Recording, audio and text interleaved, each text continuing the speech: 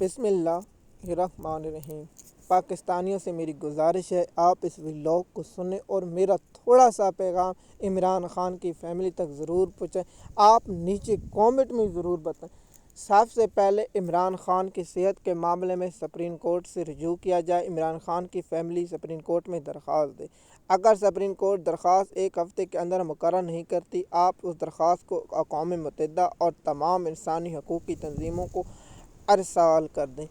اس کے بعد اگر پھر بھی نہیں ہوتا تو تمام ملکوں کے سفارتکاروں یعنی یورپی یونین اور تمام جتنے بھی دنیا میں ممالک ہیں ان کے سفارت خانوں کو اور جتنے بھی انسانی حقوق کی تنظیمیں ان کو روزانہ کی بنیاد پر ارسال کریں اور انٹرنیشنل میڈیا پر پریس کانفرنس کریں اور تمام میڈیا کو ایک آرٹیکل لکھیں۔ میں درخواست کرتا ہوں عمران خان کی بہن علیمہ خان سے آپ آرٹیکل لکھیں اور عمران خان کی صحت کے بارے میں ایک آرٹیکل لکھ کر آپ تمام دنیا کے اخباروں میں تمام لوگوں کے چینلوں پر تمام ویب سائٹوں کو دیں اور وہاں آپ دیں۔ اور عمران خان کی بہن علیمہ خان سے میں درخواست کرتا ہوں ایک ہفتہ نکال کے عمران خان کے لیے آپ انٹرنیشنل میڈیا پر اور جو بڑے بڑے چینل ہیں ان پر انٹرویو دیں اور بڑے بڑے جو اخبار ہیں ان پر آرٹیکل لکھ کر اپنی بہنوں سے عظمیٰ خان، نورین خان ان سے درخواست کرتا ہوں جو پاکستان میں انسانی حقوق کی خلاف ورزیوں پر سپریم کورٹ اور عدالتیں خاموش ہیں ان کا یہ کام کریں۔ اگر یہ آپ کام کریں گے، دیکھیے آپ کا کام آپ یہ کہیں گے کہ محمود اچکزئی ہو یا دوسرے لوگوں ان لوگوں کو چاہیے کہ یہ آرٹیکل لکھیں اور تمام عدالتوں سے آگاہ کریں اور ایک پی ٹی آئی کی ٹیم تشکیل دے دیں، یعنی 5 وکیل ہوں جن کا کام ہو روزانہ کی بنیاد پر سپریم کورٹ پر تنقید کریں اور عدالتوں پر تنقید کریں اور نواز شریف کے کیس لے کر اور عمران خان کے کیس لے کر میڈیا پر بیٹھیں اور تمام جو پاکستان تحریک انصاف کے جو لوگ میڈیا پر جاتے ہیں وہ صرف ایک ہی جواب دیں کہ عمران خان کو ہسپتال منتقل کیوں نہیں کیا جا رہا، اس کی حکومت کیا کیا۔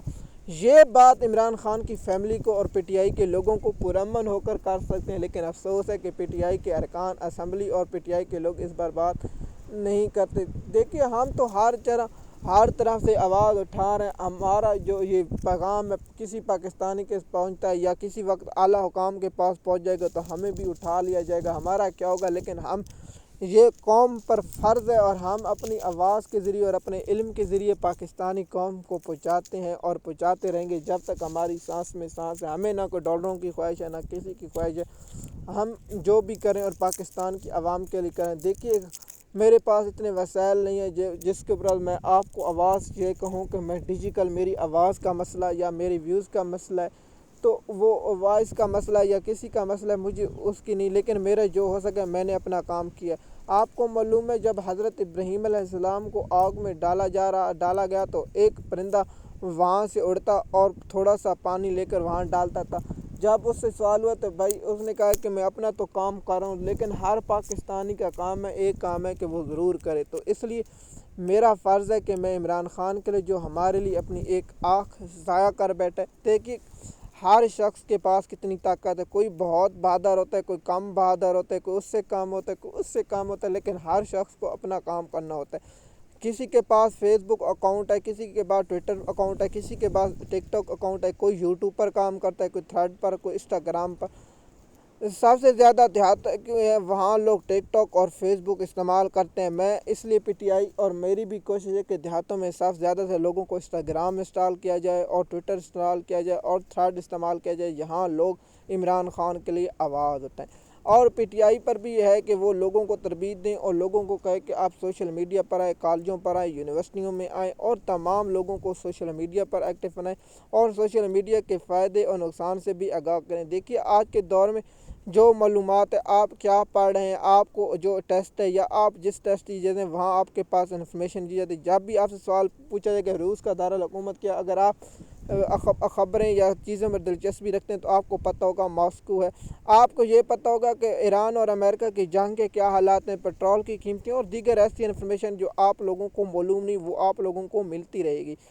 تو عمران خان کی فیملی یعنی علیمہ خان کو آرٹیکل لکھنے ہوں گے اور ہر اخبار کو ہر چینل کو انٹرویو دینا ہوگا اور عظمیٰ خان کو، نورین خان کو، ان لوگوں کو ایکٹیو ہونا ہوگا یا پی ٹی آئی کے وکیلوں کو پریس کانفرنس کرنی ہوگی روزانہ کی بنیاد پر۔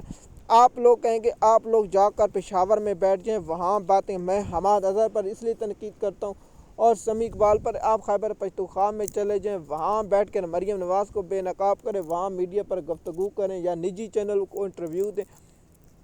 مجھے بتائیں سہیل افریدی نے کیا کسی چینل کو انٹرویو دیا؟ آپ یوٹیوب عمران خان سے انٹرویو کریں، صحبی کاظمی سے کریں یا اپنا صابر شاکر سے کریں، کسی سے انٹرویو کریں اور میرے پاکستان کی عوام کا اوپینین جانیں اور آپ سے جو سوال ہیں ان کے جوابات دیجیے اور حق کیجیے۔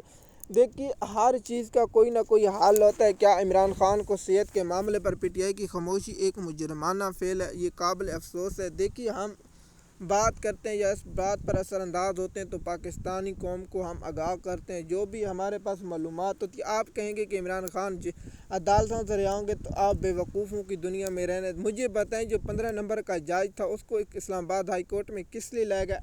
اس لیے لایا گیا تاکہ عمران خان کے ساتھ ناانصافی نہ کی جائے۔ مزید معلومات کے لیے آپ ہمارے چینل پر ہیں تاکہ آپ کو وقت پر اپڈیٹ ملتی رہے۔ شکریہ۔